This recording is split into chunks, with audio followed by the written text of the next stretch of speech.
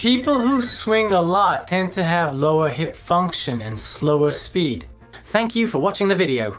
This is YouTube Medical University. It is said that about 1 in 8 Japanese people have poor kidney function. When the kidneys deteriorate, waste products accumulate in the body, which is dangerous. For that reason, with what is called artificial dialysis, if you don't replace your blood 3 times a week for 4 hours a day, your kidneys will get worse, your body will swell, fluid will accumulate in your lungs, you may cough, become anemic, and experience many other health problems. But that's not all.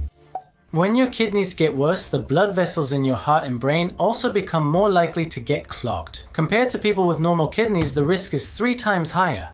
For people with kidney disease, the most common causes of death are heart attacks and strokes. That's what makes it so serious. For people with kidney disease, the most common causes of death are things like heart attacks and strokes. If your heart hurts or you have numbness left over from a stroke, it can be hard to enjoy things like eating, your hobbies, or traveling. By listening until the end, you can help prevent your kidney condition from getting worse and increase your chances of avoiding future vascular diseases. Please listen all the way to the end. Thank you. On YouTube Medical University, we explain videos that can help you become healthier starting tomorrow from a doctor's perspective and with responsibility. To make sure you don't miss any new videos, please subscribe to the channel. It would really make me happy. So, today I'll talk about 4 foods that strengthen your kidneys in moderation, 2 eating habits that are actually harmful, and also kidneys are often called the silent organ because even if you lose half of your kidney function, many people don't notice any symptoms. That's why it's important to become aware of declining kidney function as early as possible. I'll explain effective methods for this. There are ways to notice kidney problems even earlier than through blood tests. So please listen until the end. Before the first period, I'll explain in a simple way how to check your kidney function. Have you ever seen the item creatinine on your health checkup results? If you have recent health checkup results, please take a look at them. Sometimes it's written as creatinine. Creatinine is one of the indicators used to check kidney function. When we consume protein or when our muscles break down, a substance called creatine is produced. This substance is then converted into creatinine, which is filtered by the kidneys and excreted in the urine.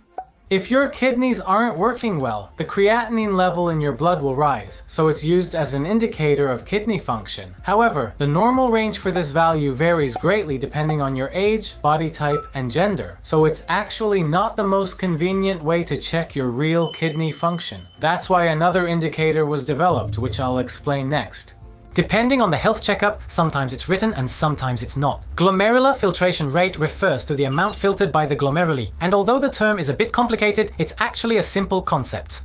Please understand that this shows how well your kidneys are functioning. When your kidneys are healthy, the value is high, and when their function declines, the value becomes lower. Don't worry about any misunderstandings. I'll explain it in an easy to understand way. The glomerular filtration rate is the best indicator of how well your kidneys are working. That's what it means. When kidney function declines and the glomerular filtration rate drops below 60, it's called chronic kidney disease, meaning the kidneys are not functioning well, so you need to be careful. Start treatment and dietary changes. It's all about timing. When this function drops below 50, symptoms like swelling in the body, anemia, and even weakened bones can start to appear. And when the glomerular filtration rate falls to 10, the kidneys are barely functioning, so treatments like dialysis or peritoneal dialysis become necessary. It's about timing.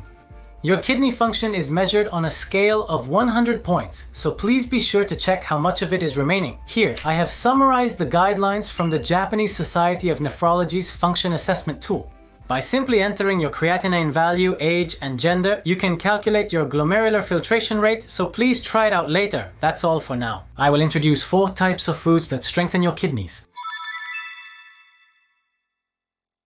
The first of the 4 dietary methods to strengthen your kidneys is to pay attention to phosphorus. Have you all ever heard about phosphorus? Maybe you haven't heard much about it. Phosphorus is a mineral in your body that helps build your bones and teeth. It's an important nutrient, especially when we eat food and convert it into energy. For people living normal lives, you don't really need to pay special attention to your phosphorus intake. However, if your kidney function is deteriorating, removing phosphorus from your body becomes difficult. It becomes difficult for your body to get rid of phosphorus, so phosphorus builds up in your body, and as a result, your heart and blood vessels can be negatively affected. all the blood vessels in your body can become hardened or clogged, which increases the risk of your blood vessels becoming damaged. This is especially risky if your kidney function is poor. In studies that gathered patients together, it was found that when the concentration of phosphorus in the blood increases, it is said that the risk of death increases by as much as 18%. For people whose kidney function is already poor, this phosphorus is especially dangerous. It's something that needs to be watched out for. According to recommendations from the American Society, the daily intake of phosphorus for healthy people is set at up to 700 milligrams, but it's hard to get a sense of what 700 milligrams actually means. In reality, phosphorus is found in various processed foods and additives, so it's difficult to know exactly how much you're consuming.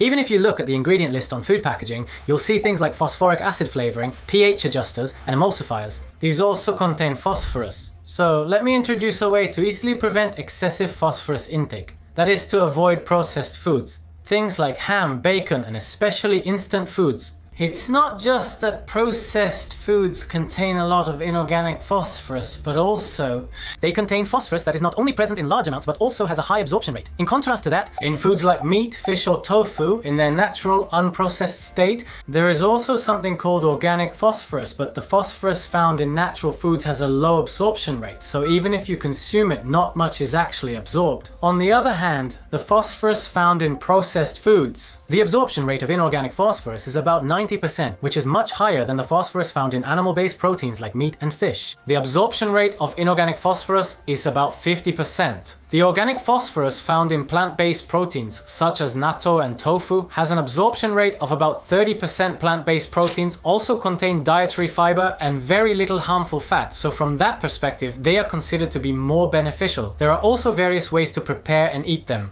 Actually, this rin refers to tea. By simply boiling it, phosphorus dissolves into the water, which can lower the amount you take in. It is said that you can reduce the intake by about 20 to 50%. So if you have ingredients that can be boiled, boiling them can effectively reduce your phosphorus intake. Please remember this important point. However, it's not good to reduce your phosphorus intake too much. As I mentioned earlier, phosphorus is an important nutrient for making bones and for your cells to produce energy, so it's important not to go too far in limiting it. That in itself can be dangerous. The important thing is to check with your doctor or dietitian about your phosphorus levels and decide together how much you should be taking. If your levels are within the normal range, you don't have to worry too much about what you eat. If it's not a concern, you can relax. If your phosphorus levels are a little high, then you should pay attention. If they're too high, your doctor may prescribe medication. If you're worried, ask about your phosphorus levels at your next checkup or when you visit the hospital. It's better to be cautious and ask. The fourth point in the 4 dietary rules for protecting your kidneys is coffee. This might be surprising. It's not something that's often mentioned in videos on YouTube.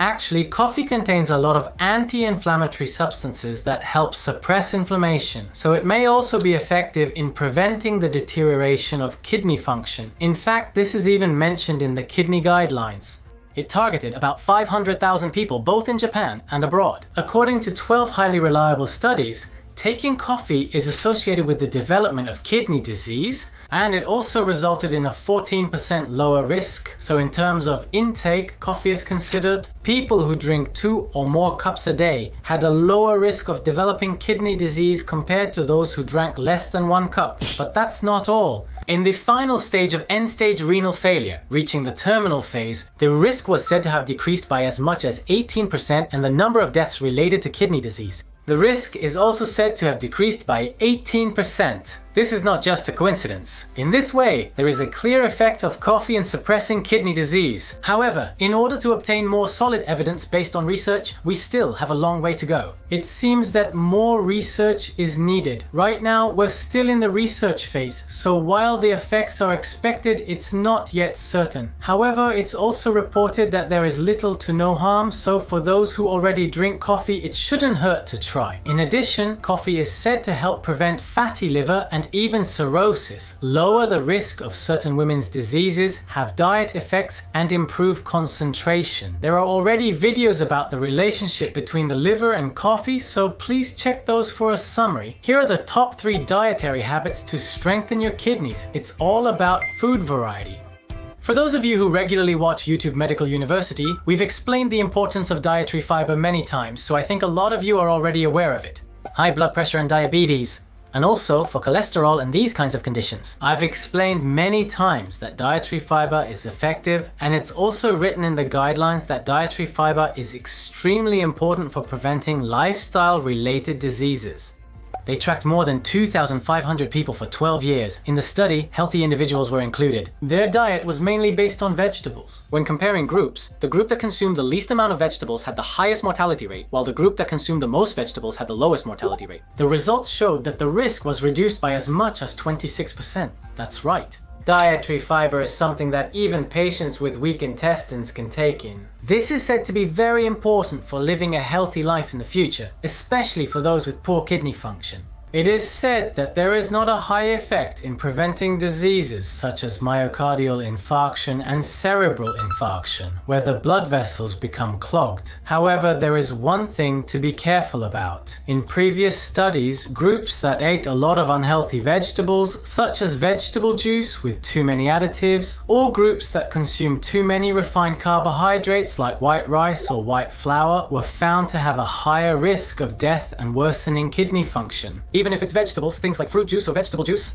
Even if it's white rice, just because it's a vegetable doesn't mean you should eat a lot of white rice or fruit. Such eating habits are not recommended. Instead, vegetables, beans, and nuts, whole foods, are recommended. As a guideline, it's said that eating a handful of vegetables at each meal, about the size of both your hands put together, is enough. Eating dietary fiber is expected to help lower blood pressure and blood sugar levels. My personal recommendation is to focus on nuts. Not only does eating dietary fiber help, but also taking in oils that lower cholesterol, such as omega-3 fatty acids, can be effective. Blood pressure, blood sugar, cholesterol. I've explained about vegetables in a previous video, so if you'd like, please check the summary section below. The fourth point in the 4 dietary methods to strengthen the pancreas is to control your sugar intake. This is often emphasized, and many people with poor pancreatic function have heard that it's better not to consume too much sugar.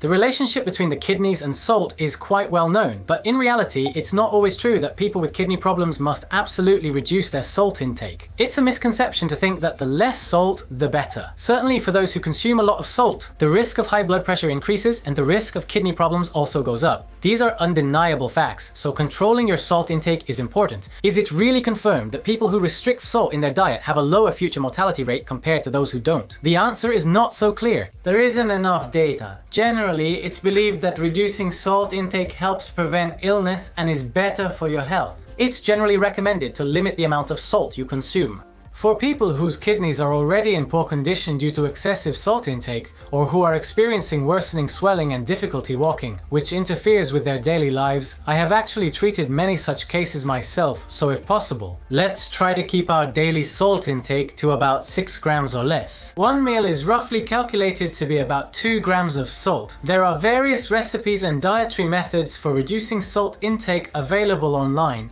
It's certainly ideal to be able to make completely separate low-salt dishes just for yourself, but when you're busy or have to cook for your family, it's not easy to prepare different meals just for yourself. I can't do that myself. So, what I recommend is a flexible approach to meals. For the main dish, eat the same thing as your family. Instead, adjust your side dishes, soups, or pickles. By making small adjustments like this, you can keep your total salt intake under control, and that's important. For example, when I had grilled pork as my main dish, the salt content was about 0.0529 ounces. So, with 2 grams per meal, that leaves only about 0.0176 ounces for the rest of the meal. If you add miso soup at this point, that alone can add another 1 to 0.07 ounces of salt, and your salt intake quickly increases. The same goes for pickles. Even just a few slices can add 1 to 0.1058 ounces of salt. So in reality, when I eat out or get dietary guidance from a nutritionist, I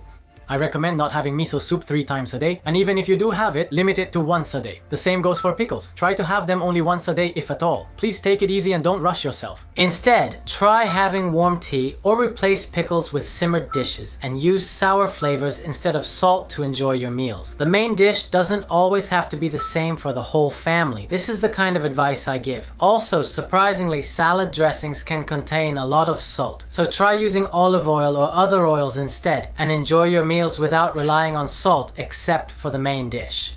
By adopting these methods, you can naturally reduce your salt intake. It's said that consuming too much salt can raise your blood pressure. Having high blood pressure is considered bad for your health. The term kidney actually refers to all of your blood vessels. When the pressure inside your blood vessels increases, it puts a burden on your kidneys, which is something to be careful about. When we talk about blood pressure being 140/90, it means that the kidney function is said to decrease by 5 units per year. Currently, among 100 people, if 50 of them have blood pressure at 140/90 and continue like that for 8 years, their glomerular filtration rate will drop by 10 units, which can lead to a significant decline in kidney function if not properly managed. For those with poor kidney function, blood pressure control is extremely important. Please also watch the video about high blood pressure from the summary section. Next, I want to talk about the most important way to strengthen your kidneys. Diet is important, but following the wrong dietary methods can actually ruin your health. I want to help you avoid that. In reality, there are patients who, after believing incorrect information and following the wrong dietary methods, end up worsening their kidney function and damaging their health. So, I will explain 2 common dietary mistakes here. The first mistake is drinking too much water. The kidneys are a collection of blood vessels, and urine is produced by filtering blood through these vessels, much like a coffee filter. Some people say that as long as you drink plenty of water, your kidney function will be protected, as if the coffee filter itself doesn't matter. But that's not really the case. It sounds convincing, doesn't it? But you really need to be careful with information that sounds good to your ears like this. There's no data showing that drinking a lot of water protects kidney function or reduces the risk of death before that. Not at all. Drinking too much water can actually lower the level of a mineral called sodium in your body, and in the worst cases, it can cause impaired consciousness or even lead to death. So, how much water should you actually be taking in? Is your kidney function getting worse? We gathered patients from stage 3 and stage 4. According to observational studies, people who consume about 1 to 1.5 liters of water per day have the lowest risk of their kidney function worsening in the future. On the other hand, studies have shown that those who consume less than 1 liter have a higher risk of their kidney function getting worse. So it's important to take in enough water. So, I think that about 1 to 1.5 liters is probably a good amount. This applies not only to people with kidney issues, but also to generally healthy people. Taking in about 1 to 1.5 liters per day is pretty standard, so I pay special attention to water intake. If you don't take in enough water, you risk dehydration and heat stroke. But if you drink too much, that's also dangerous. So it's best to stick to a reasonable common sense amount. If your kidney function has already significantly declined before dialysis, even drinking a normal amount of water can sometimes cause swelling. So there are people who need to be careful even with regular water intake. In such cases, please make sure to consult with your primary doctor and adjust your intake to what suits you best. We live in an information society and there is a lot of information out there. While much of it is helpful, some of it is incorrect. Please be careful not to regret following the wrong information. At YouTube Medical University, we provide information based on data from the perspective of practicing doctors. If you find our content helpful, please consider subscribing to our channel. I'm sorry, that's not correct. The second dietary method is to restrict calories as much as possible. Some people may think that it's better not to restrict potassium for better kidney function, and you might be encouraged to think that way. However, the conclusion is this. When it comes to potassium, you shouldn't restrict it too much, but you also shouldn't take in too much. In other words, there is no specific daily target amount you should aim for. Please don't think there is a set guideline. This is also written in the guidelines. For those whose kidney function is declining, have a blood test done. The potassium level should be between 4 and 5.5, so please make sure to consult with your doctor or dietitian and follow their advice. The potassium level can easily go up or down depending on your kidney function, genetic factors, your usual diet, and the effects of any medications you may be taking. Therefore, potassium is not something that can be simply labeled as bad for the kidneys, even though there are many videos introducing it as a harmful substance for the kidneys. In fact, there is research data showing that even for patients with poor kidney function, restricting potassium intake does not necessarily lower the risk of kidney function decline, nor does it make kidney function worse. So, just based on that alone, there is also a lot of data showing that taking in potassium can help lower blood pressure, reduce the risk of stroke, and increase bone density, so it has many benefits. As you can see in this image, the relationship between potassium and mortality forms a U-shaped curve. If the level is too low, the risk increases, and if it's too high, the risk also goes up. So why is that? People with poor kidney function should restrict their potassium intake. You've probably heard that you should be careful, right? Potassium is actually a very beneficial mineral, but when your kidneys aren't functioning well, it becomes difficult to excrete potassium, and without realizing it, potassium can build up in your body and cause problems. That's why the risk increases. If your blood tests are being properly monitored, you might end up avoiding vegetables and fruits too much just to stay away from potassium. It's not necessary to avoid it completely. In fact, taking potassium effectively is important for maintaining your kidney function in the long run. That's what I mean. So, from now on, please only try to limit your potassium intake or make adjustments if your potassium levels are actually high at the hospital and your doctor tells you to watch your diet.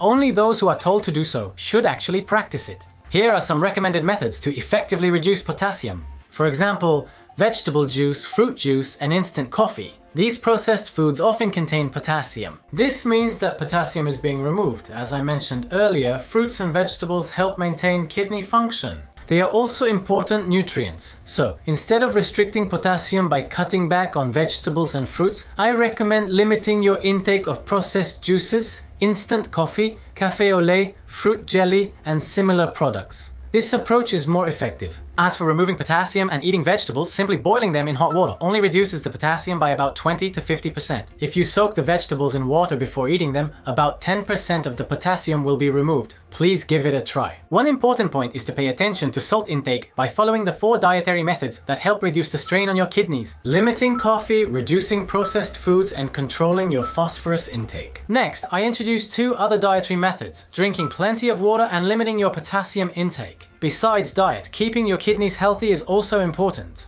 For those who thought there were no tricks, let me introduce one special tip, that is sleep. In fact, getting good quality sleep is important. There is research showing that keeping your mind and body healthy is related to this. Out of about 1,500 studies related to sleep, when selecting 4 high-quality studies on kidney disease and sleep, it was found that getting 6 to 8 hours of sleep is ideal. It was found that the risk of kidney disease progression and the risk of developing heart disease both decrease. And there are other benefits as well. Getting 7 to 8 hours of sleep is important. It can reduce the risk of your heart and brain blood vessels becoming clogged in the future by as much as 38%. There are also results showing that it can lower the risk. So, in order to keep your blood vessels healthy and live a long life, diet is important. But sleep is also something you should definitely make sure to get. The recommended amount of sleep is 7 to 8 hours, which is considered the most effective. So far, I've introduced ways to strengthen your blood vessels. But which is better, paying attention to your diet like this? Actually, even those of you listening to this now,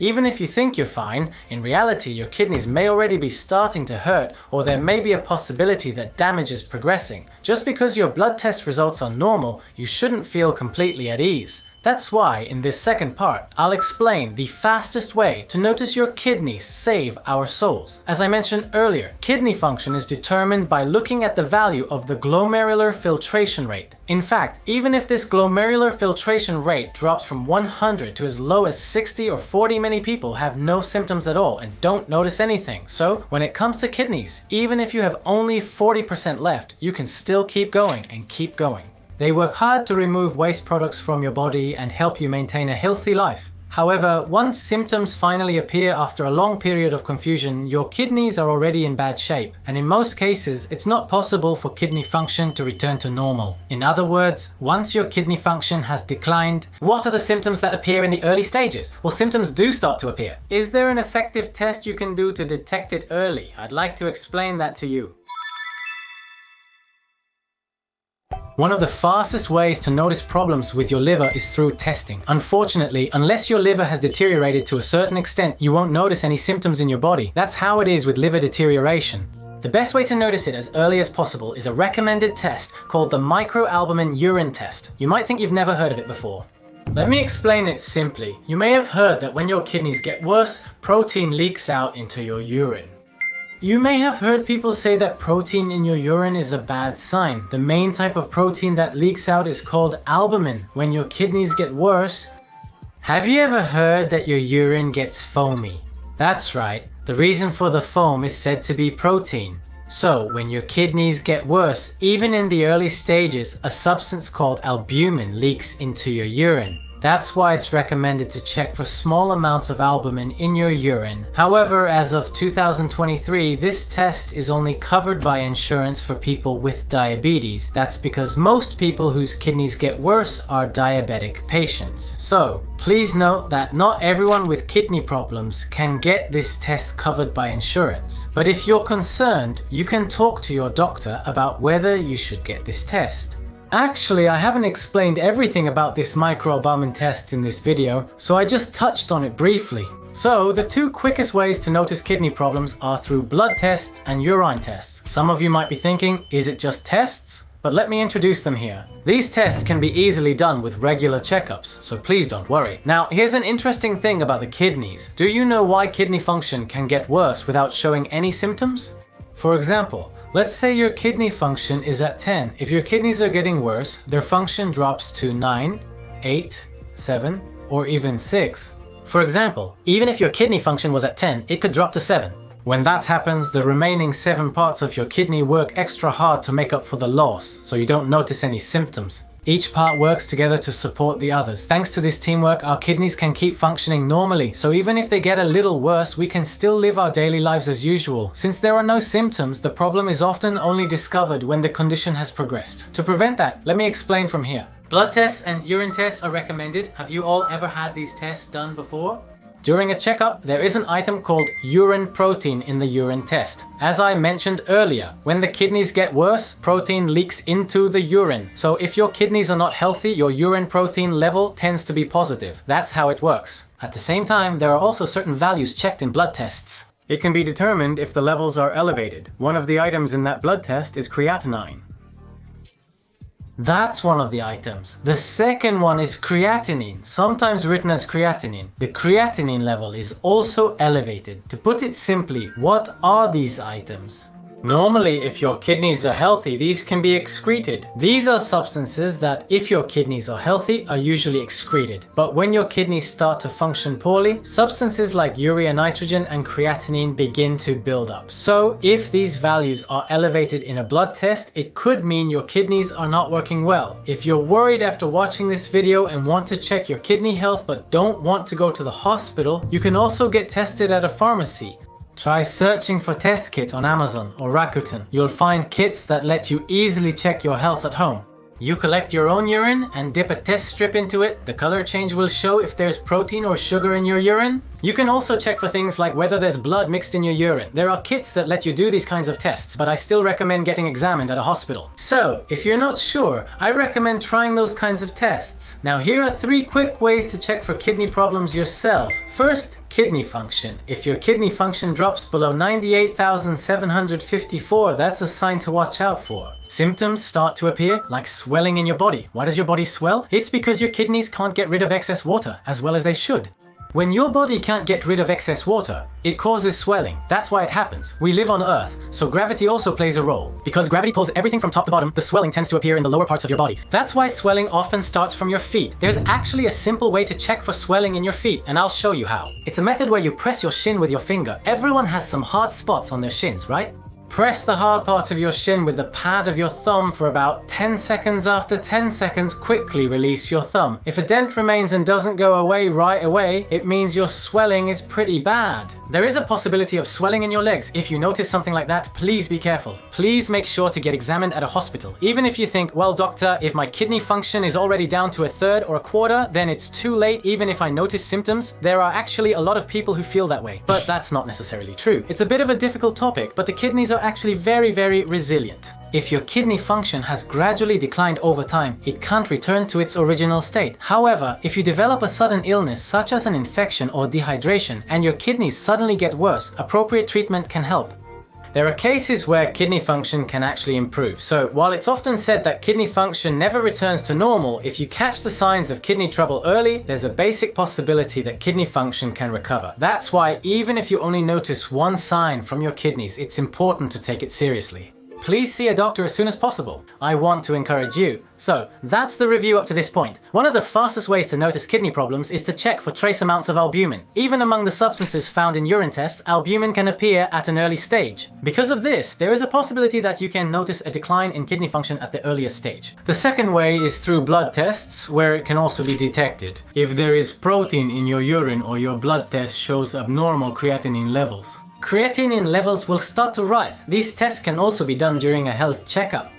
As for testing, you can also buy kits at stores, so please try testing yourself. Now let me explain the third point. The kidneys excrete water, but if they can't excrete water, it accumulates in your body and causes swelling in your legs. In this YouTube channel, I explain important health knowledge from the perspective of a practicing doctor so that everyone can live better and support their daily lives. Before you get sick, I share ways to prevent illness and tips to reduce your health risks. That's all for today. Are you experiencing those symptoms or do you have those risks? I'll explain the reasons behind them as well. Knowledge is a weapon. Please don't be misled by incorrect information and try to learn everything in a straightforward way. Now let's move on to the second half.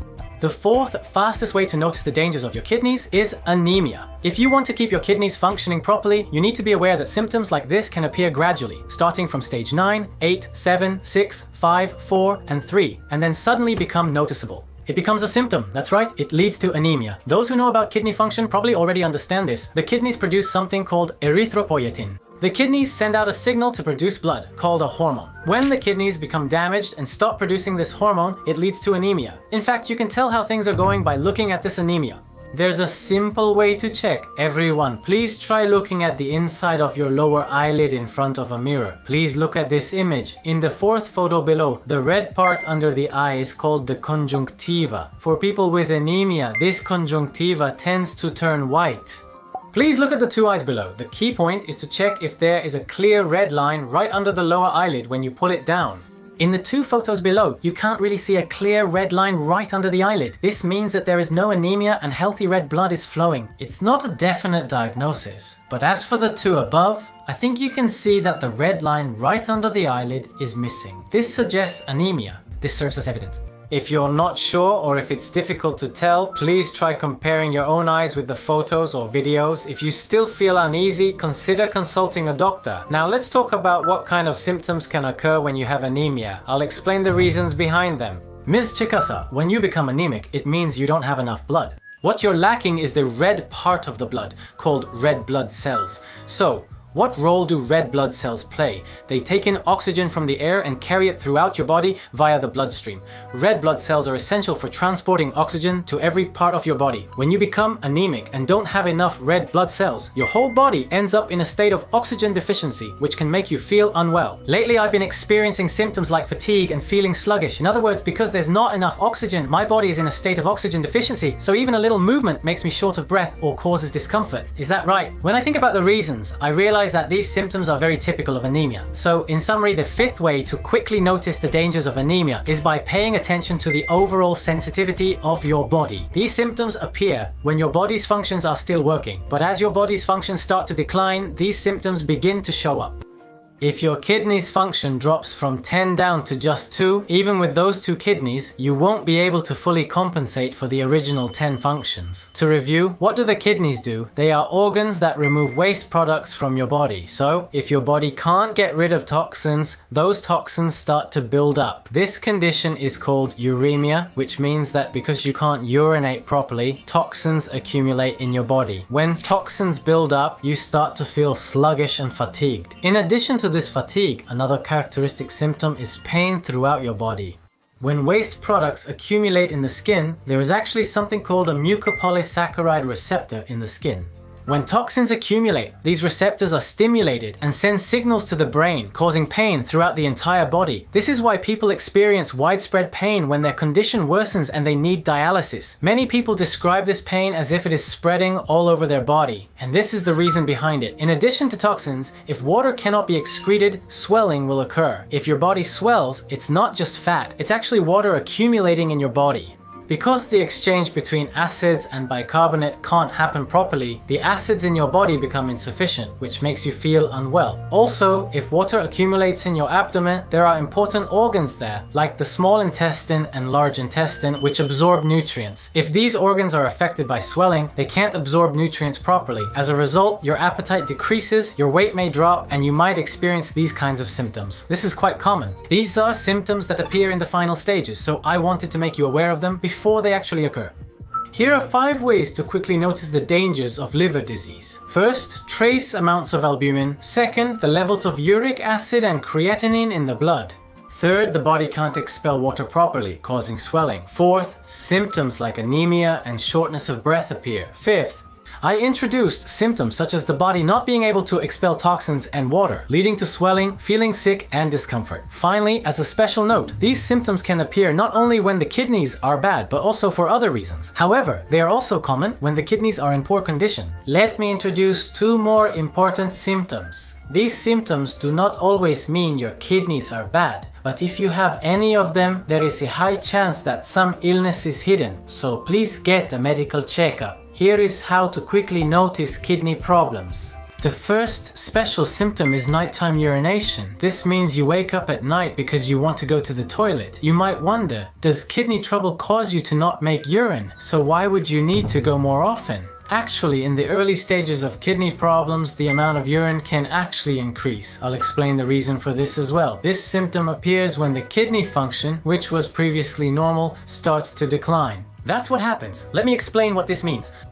When your kidneys are functioning at full capacity, they can remove waste products and minerals from your body in about this amount. But if your kidney function drops to about half, things change. In that case, even if the urine volume is the same, you can't excrete everything because there's not enough power. The amount of waste products and minerals being excreted decreases, so you can't judge kidney function just by the amount of urine. For people whose kidney function is declining, waste builds up in the body even if they're making urine.